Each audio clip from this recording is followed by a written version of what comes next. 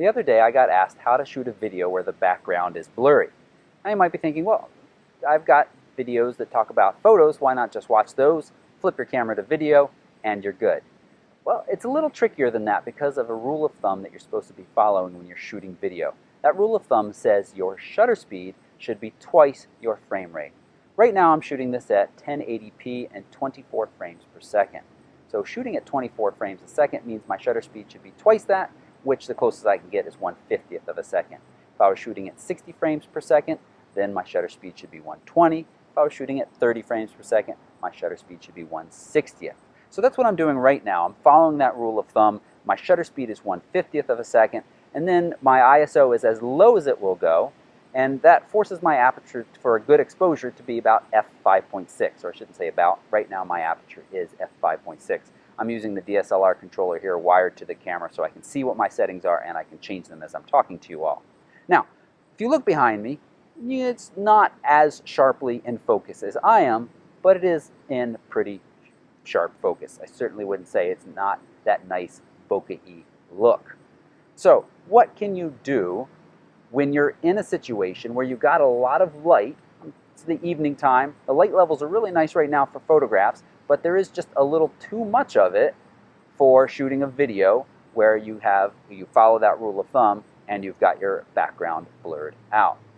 You got a couple of different options. One of them is you could break that rule of thumb. Now, I've never really done that. I'm fairly flexible in my ability to shoot the time of day and where I shoot, and I haven't needed to break the rule of thumb. But let's go ahead and do that. First, I'm going to wave to you. Watch my hand at 1/50th of a second.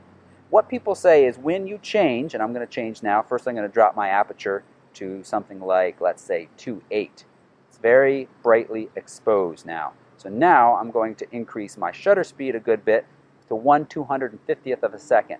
What people say when you get to that faster shutter speed is you start to see much more jittery and sharp looking video. It doesn't have that cinematic look to it that most people are used to. What I hear some videographers saying is it doesn't really care. They don't really care. It's not that big of a difference, and it allows them to be more flexible and shoot in a variety of conditions.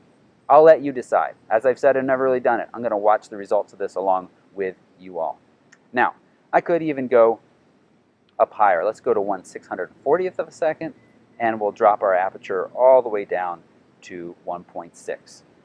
So you can see that behind me, really starting to get nice and soft. That's about 4 feet away. The camera's about 4 or 5 feet in front of me. You get an idea of the depth of field that we're starting to work with here. And you can even see that my hand is a little bit soft out in front of my face. So our depth of field is pretty shallow at f1.6. I'm shooting with a 51.2 right now. Now, so that's one option. You can break that rule of thumb. It might work for you in some instances, depending on the type of video you're making.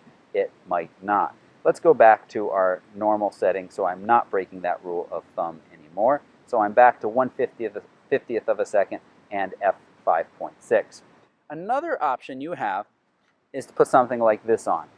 This is a circular polarizer, but what we're going to pretend it to be is a neutral density filter. Both of these, basically, a neutral density filter or a circular polarizer, simply cut the amount of light that is getting to the sensor. There are a variety of neutral strengths of neutral density filters, and there's also something called a variable neutral density filter. Variable is just what it sounds. It's similar to a circular polarizer in that it has a rotating piece to it, and as you rotate that, it cuts the amount of light, and you have a whole range. The other neutral density filters just come in different strengths. You put them on or you take it off. Let's go ahead and stick one of these on right now. All right, so that's on, and you can see that the image is definitely darker. I could probably go down to maybe f4 now, maybe even squeeze out a f3.5.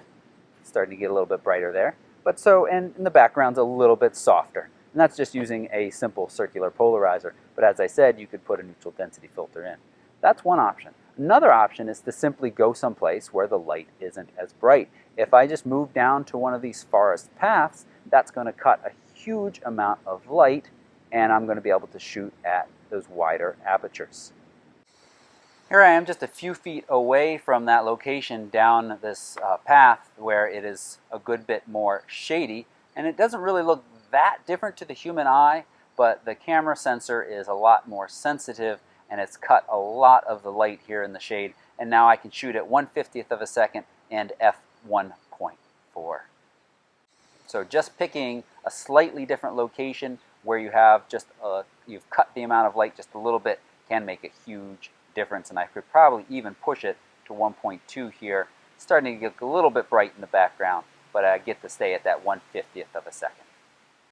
And another option is if you're shooting inside, you've got a good deal of control over the amount of light, how close you sit someone to the window, or whether you draw the shades, the overhead lights, all of that. And so then very quickly you can get the video you're looking for where you have the blurry background because you can cut down the amount of light. It's really only kind of outdoors in good light that you are going to struggle to follow the rule of thumb and get a nice wide aperture unless you use something like a neutral density filter.